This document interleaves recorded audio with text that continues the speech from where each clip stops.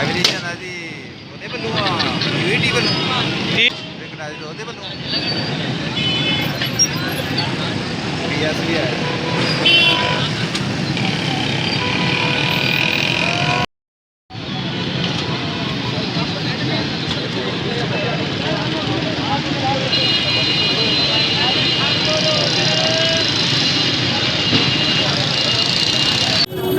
बस पुलिस लाठी चार्ज करने लगी है।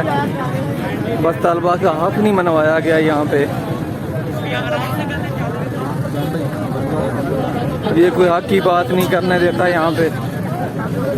सब बदमाशी कर रहे हैं। ये देख सकते हैं कौन देखो जी डॉल्फिन वाले ने एनएफसी का लड़का सर्विस के ऊपर लाठी चार्ज किया। देखिए साइड पे मैडम साइड पे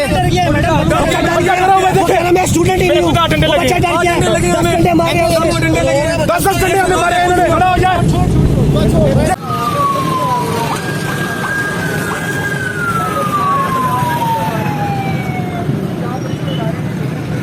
लोगों को बीच में डाला जा रहा है। ये इंसान नाइंसाफी की जा रही।